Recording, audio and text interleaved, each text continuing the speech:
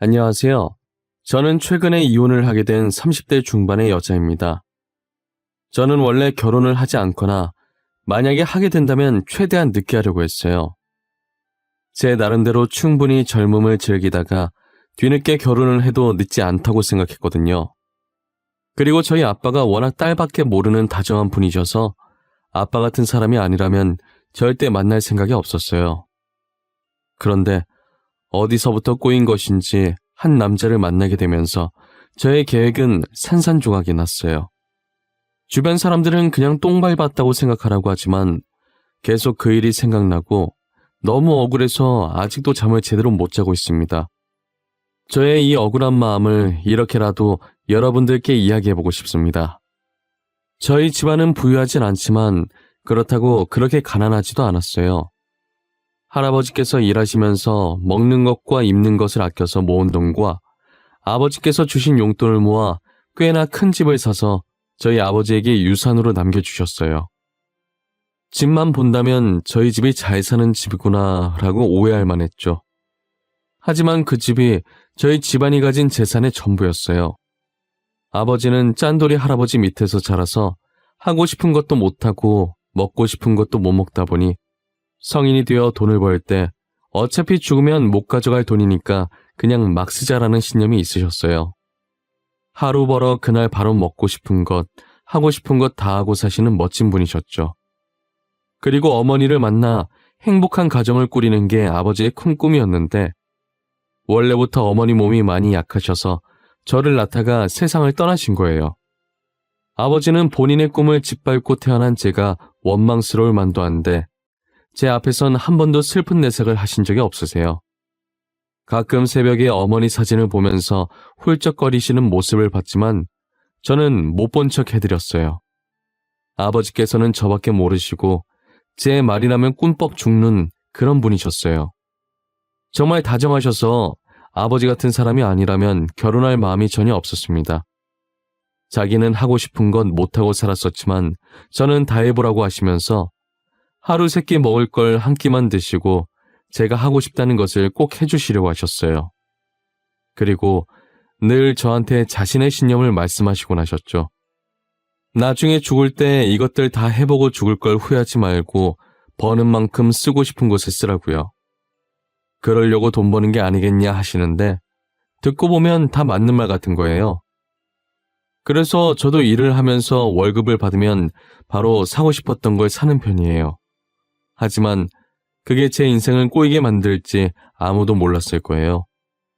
저는 사람 많은 곳을 좋아하지 않는 편이었는데 제일 친한 친구가 주최한 생일 파티라서 어쩔 수 없이 파티에 참석하게 되었어요.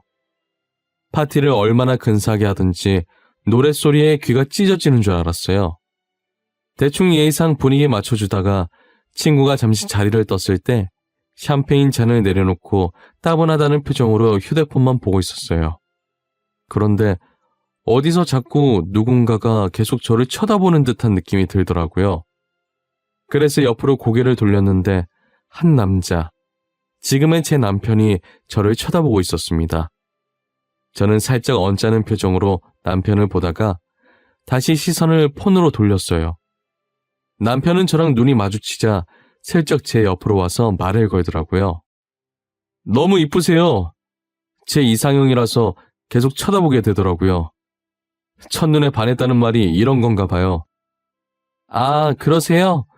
저는 관심이 없어서 죄송해요. 그럼 재밌게 노세요. 그 운동화 혹시 그거 어떻게 구하셨어요? 한정판이라 구하기 힘든 건데 저도 그 운동화 구하려고 했는데 아직 못 구했거든요. 이 브랜드를 아세요? 이거 관심 없는 사람들은 모르는 브랜드인데 그쪽도 운동화에 관심이 많으신가 봐요? 운동화도 관심 많긴 한데 원래부터 패션에 좀 관심이 많았어요. 패션 쪽으로 가려다가 결국 안정적으로 월급 받는 회사원을 선택하긴 했지만요. 편한 걸 좋아해서 캐주얼한 복장으로 운동화를 신고 있었는데 남편이 제가 신은 운동화를 한 번에 알아보더라고요. 저는 처음에 이상형이라고 말 걸길래 이상한 사람인 줄 알고 그냥 가려고 했었거든요. 웬만큼 패션을 안다 하는 사람들도 못 알아보던 제품인데 한 번에 알아봐 주니 너무 신기하더라고요. 저희는 운동화 얘기를 하면서 말을 트기 시작했어요. 그렇게 친구들 모임에서 몇 번 겹치다 보니 자연스럽게 번호 교환을 하게 되었고, 만날 때마다 이야기를 해보면 취향도 비슷하고 말도 잘 통하길래 한번 만나보기로 했어요. 남편이 저보다 연상이었는데 결혼 정년기다 보니 저와 결혼을 하고 싶어 하더라고요. 하지만 저는 아직 즐기고 싶어서 결혼할 마음이 없었어요. 아무래도 결혼을 하면 구속받는다는 느낌이 들었거든요. 하지만 남편이 저한테 너무 잘해줘서 결혼해도 나쁘지 않을 것 같다는 생각이 들었어요. 평소에 아버지 같은 남자를 만나고 싶어 했는데 남편은 아버지 못지않게 다정한 사람이었거든요. 그래서 저는 아버지께 인사시켜주기로 마음먹고 남편을 집으로 데리고 갔어요. 남편은 저희 집을 보더니 입을 다물지 못하더라고요. 우와, 여기가 너네 집이야? 정원 봐, 진짜 크다.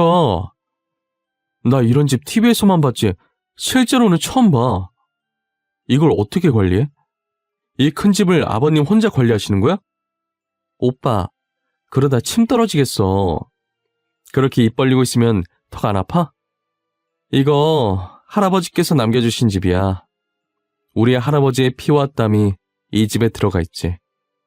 이런 집에서 살면 무슨 기분이야? 방 찾다가 길 잃는 거 아니야? 미로 찾기 해도 되겠어. 오바 좀 하지 마.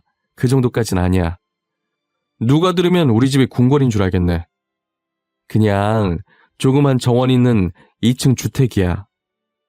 남편은 집 안으로 들어오는 내내 두리번거리면서 감탄을 했어요. 할아버지가 살아계셔서 이 반응을 보셨다면 정말 뿌듯해하셨을 텐데 말이에요.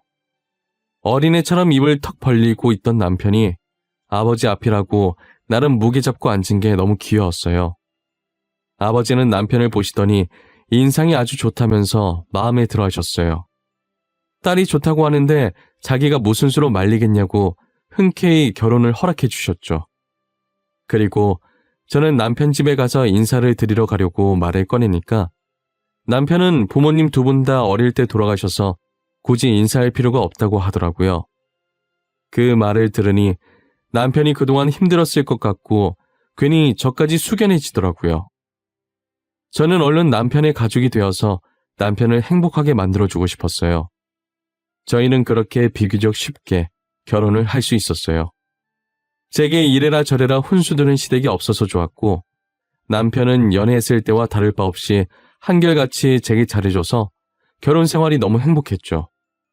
우리 아버지 같은 사람을 만날 수 있을까 싶었는데 다행히 이렇게 만나게 되어 너무 좋았어요. 당시만 해도 결혼하길 잘했다고 생각했었는데 이 행복의 유효기간이 몇 달밖에 안 되더라고요. 저희 아버지께서 다리를 다치면서 저희의 결혼 생활은 어긋나기 시작했어요. 아버지께서 건설업체의 현장직으로 근무를 하시고 계셨는데 다리를 다치고 당분간 일을 할 수 없게 됐어요. 제가 걱정을 하기 시작하니까 남편은 알 수 없는 말을 하더라고요. 왜 그렇게 걱정해? 장인어른이 쉰다고 해서 회사가 망하는 게 아니잖아. 다른 직원들이 알아서 다 잘하고 있을 텐데 뭐가 문제야? 아빠가 일을 안 하시면 아빠 몫까지 다른 직원들이 해야 하니까 당연히 문제가 되지. 어차피 받는 돈은 똑같을 텐데 아빠 몫까지 더 하려고 해봐. 나 같아도 짜증나지. 그래도 장인어른이 월급 주는 건데 하라면 군말 없이 해야지. 그게 불만이면 자기가 회사 차려서 사장해야 되는 거 아니야? 오빠, 방금 뭐라 그랬어? 우리 아빠가 월급을 준다니? 우리 아빠도 월급 받으면서 일하는데 누가 누구한테 월급을 줘? 뭐? 그 회사 장인어른 회사 아니었어? 너가 전에 장인어른 회사라고 했잖아. 지금 대체 무슨 말을 하고 있는 거야? 내가 언제 우리 아빠 회사라고 했어? 나는 우리 아빠 건설업체에 일한다고밖에 얘기 안 했는데 혼자 뭐라는 거야? 남편은 계속 그 건설업체가 아버지 회사가 아니었냐고 묻더라고요. 제가 아니라고 할수록 얼굴이 새하얘지길래 처음엔 이 사람이 왜 이러나 싶었어요. 그러더니 그날 이후로 남편이 점점 이상하게 변해가더라고요. 다정했던 남편은 온데간데 없고 찬바람만 쌩쌩 불면서 제가 무슨 말을 해도 무시하더라고요. 그리고는 생전 안 하던 외박도 밥 먹듯이 하기 시작했고요. 외박하고 오는 날이면 남편의 겉옷에서 늘 같은 향수 냄새가 났었어요. 술에 취해서 잠든 남편의 휴대폰을 보니 저 몰래 다른 여자를 만나고 있더라고요. 그런데 한 명이 아니라 여러 명을 동시에 만나고 있었어요. 대부분의 여자는 만남을 하루 이상 이어가지 않았고 남편이 지속적으로 만나는 여자는 3명이었죠. 저는 모든 불륜 증거들을 제 휴대폰에 몰래 옮겨놓고 있었어요. 그런데 옮기던 와중에 자고 있던 남편이 중간에 깬 거예요. 저는 황급히 폰을 뒤로 숨겼고 남편은 아직 술이 덜 깼는지 앉아서 주절주절 거리더라고요. 혹시나 싶은 마음에 녹음기를 켜고 남편에게 다가갔어요. 왜 그 회사가 장인어른 회사가 아니야? 도대체 왜? 나는 이해할 수가 없어. 그렇게 큰 집에 살면서 말이야, 어? 어떻게 직업이 회장님이 아니라 막노동일 수가 있냐고. 오빠 뭐야? 내가 돈 많은 여잔 줄 알고 일부러 접근한 거야? 그런 거냐고. 대답을 해봐. 정말 그런 거야? 그래. 돈 많은 줄 알고 그랬다. 왜? 자기 처음 봤을 때도 명품 옷 입고 왔길래 돈 많은 줄 알았어. 그래서 자기 꼬셔서 내 팔자 한번 펴보려고 그랬다. 왜? 그러면 안 돼? 그래서 이렇게 나 몰래 다른 여자 만나고 그랬던 거구나. 오빠, 그러고 살면 돌아가신 부모님 보기 안 쪽팔려? 누가 돌아가셔? 우리 부모님? 우리 부모님 멀쩡하게 살아있는데? 그것도 다 거짓말인데. 우리 가족 판잣집에 살고 있는 게 쪽팔려서 거짓말 친 건데. 남편은 취중 진담을 털어놓더니 다시 픽 하고 쓰러지더라고요. 저는 지금껏 남편이 뱉은 말들이 어이가 없어서 녹음기를 다시 재생해왔어요. 제가 남편한테 연애 시절에 아버지가 건설업체에서 일한다고 말한 적이 있었는데 저희 집을 보자마자 혼자서 멋대로 그 건설업체 회장의 아버지라고 생각하고 있었던 거죠. 그래서 남편은 제가 돈 많은 집안인 줄 알고 결혼을 하려고 했던 것이었어요. 더군다나 만날 때마다 제가 명품을 입고 있으니 혼자서 얼마나 상상의 나래를 펼쳤겠어요. 그런 집에 살면서 회장 아버지에게 돈 받아 생활하며 부족함 없이 살았다고 생각했겠죠. 그게 다 제가 힘들게 돈 벌어서 사 입는 건 줄도 모르고 말이에요. 저는 어처구니가 없어서 날이 밝는 대로 곧바로 이혼 소송을 했어요. 상간녀들을 상대로 상간녀 소송도 같이 하고 왔고요. 저는 이혼 소송장을 챙겨서 집으로 돌아오자마자 아직 술에 취해 꿈속을 헤매고 있는 남편 얼굴에 던져버렸어요. 남편은 갑자기 얼굴에 무언가 떨어지자 놀라서 일어나더라고요. 지금 이게 뭐 하는 짓이야? 다짜고짜 내 얼굴에 뭘 던지는 거야? 너 아침부터 미쳤어? 뭐 잘못 먹었어? 나 지금 지극히 정상이고 아마도 미친 건 내가 아니라 너 같은데? 지금 당장 짐 싸. 나 방금 이혼 소송하고 오는 길이야. 여긴 내가 대출받아서 마련한 집이니까 네가 여기서 나가. 뭐? 네? 이게 진짜 미쳤구나. 그리고 이혼 소송?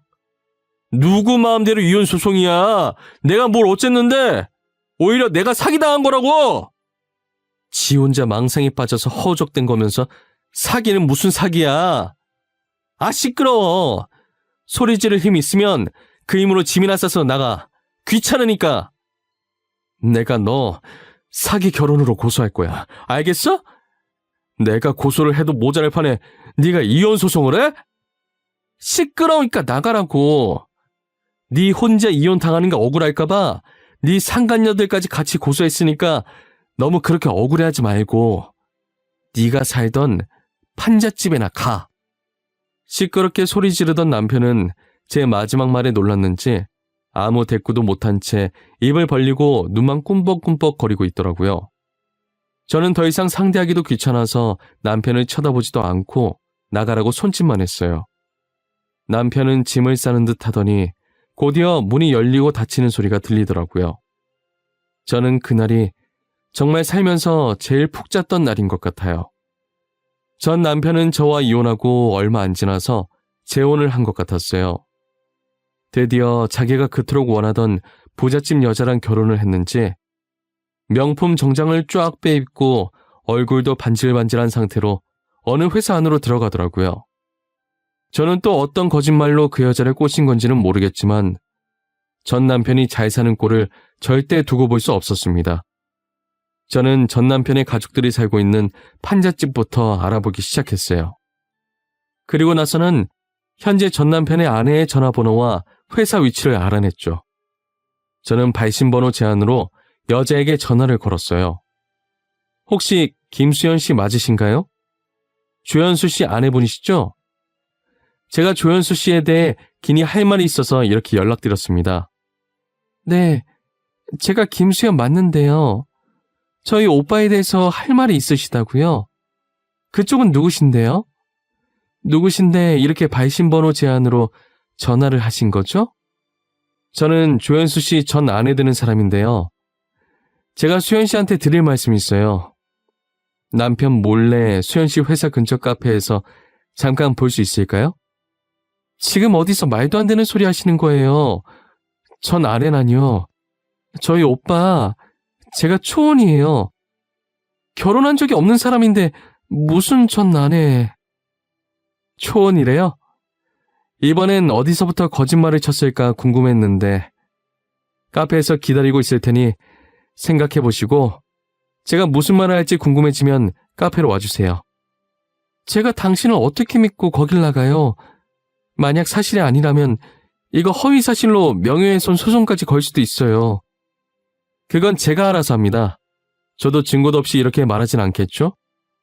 최대한 빨리 결정을 하셔야 할 거예요. 오늘 아니면 말할 생각이 없어요. 전 남편의 아내는 제가 생각했던 것보다 빨리 카페를 찾아왔었어요. 원래는 안 나가려고 했는데 증거라도 보려는 심산으로 왔다고 하더라고요. 생각보다 빨리 오셨네요. 밤에나 찾아올 줄 알았는데 말이에요. 오신 김에 커피라도 드시겠어요? 힘든 발걸음 하셨는데 커피는 제가 살게요. 아니요, 괜찮아요. 도대체 당신이 가진 증거라는 게 뭔지 궁금해서요. 그거라도 한번 봐보려고 왔어요. 당신을 믿어서 온 게 아니라. 성질이 많이 급하시네. 혹시 그쪽 남편에 대해 얼마나 알고 있어요? 당신이 알고 있는 것부터 말해봐요. 제가 그 부분들만 사실대로 말해드릴게요. 집안이 대대로 사업을 하고 있다고 들었어요. 현재 시부모님은 남편한테 회사 물려주고 해외에 거주하고 계시고요. 시부모님께서 해외에 거주하고 있대요? 혹시 직접 만난 적 있으시고요? 제가 사진 몇 장을 드릴 건데 이 사람들 맞는지 봐주시겠어요? 당연히 직접 만났죠. 상견례 할 때 부모 없이 어떻게 해요? 그런데 사진 속에 있는 이분들은 아니었어요. 왜요? 혹시 이분들이 저희 오빠와 무슨 연관이라도 있나요? 사진 속 사람들이 그쪽 진짜 시댁 식구들이에요. 그리고 저 판잣집이 그 남자 집이고요. 사업은 무슨, 그 사람 쥐뿔도 없어요. 저한테도 돈 보고 접근했던 사람이었거든요. 거짓말 치지 마세요. 저랑 처음 봤을 때도 명품 입고 나왔던 사람이에요. 이런 집에 살면서 그런 옷을 어떻게 구했겠어요? 혹시 지금 제가 보여드리는 사진 속 옷이었나요? 그거 제가 그 사람한테 사줬었던 옷이에요. 그리고 못 믿으시겠으면 집 사진 뒤에 적힌 주소로 한번 찾아가 보세요. 진짜인지 아닌지. 저는 제 할 말을 끝마치고 멍하게 있는 여자를 뒤로하고 집으로 돌아왔어요. 집에 돌아오자마자 침대에 누우니 마음이 후련하지 못하고 약간 허한 느낌이 들더라고요. 그렇다고 후회된 건 아니었고 더 화끈하게 복수해 줄 걸이라는 생각이 들었어요. 천장만 멍하게 보다가 휴대폰 알림 소리에 손만 뻗어서 폰을 들었더니 전 남편 아내에게 제가 오늘 했던 말이 다 맞았었다고 문자가 하나 왔더라고요.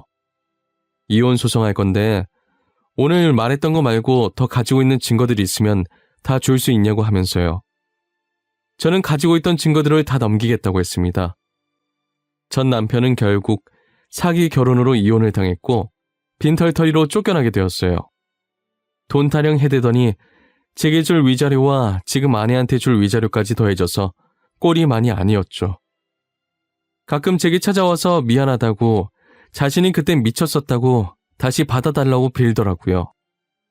그렇게 빈다고 해서 저는 전 남편을 받아줄 마음이 전혀 없었어요. 평생을 함께할 반쪽을 만나 행복해지려고 한 결혼이 이렇게 진흙탕 싸움이 될 줄은 꿈에도 몰랐어요. 저희 아버지는 이런 것도 다 경험이라면서 인생의 교훈을 하나 얻었다고 생각하라고 하시는데 저도 아버지 말씀처럼 좋게 생각해 보려고 했지만 당시엔 도저히 좋게 생각할 수가 없었어요. 시간이 약이라더니 그래도 어느 정도 지나고 나니까 아무렇지 않게 얘기할 수 있게 되더라고요. 저는 이제 진짜 행복이 무엇인지 찾아보려고 노력하며 살고 있어요. 행복이라는 게 거창한 건 줄 알았는데 생각보다 별거 없더라고요. 먹고 싶은 건 먹고 하고 싶은 것 하고 사랑하는 아버지와 추억을 쌓는 게 진정한 행복이더라고요. 그동안 제게 티를 안 내서 그렇지 아버지께서도 무척 속상해 하셨을 거예요. 저는 아직 재혼은 생각도 없고 이렇게 평생 아버지와 둘이서 행복하게 살고 싶습니다. 제 이야기는 여기까지입니다. 지금까지 제 이야기 들어주셔서 너무 감사합니다. 여러분들도 저처럼 지금부터라도 소중한 사람과 행복한 추억 많이 쌓으시길 바랄게요.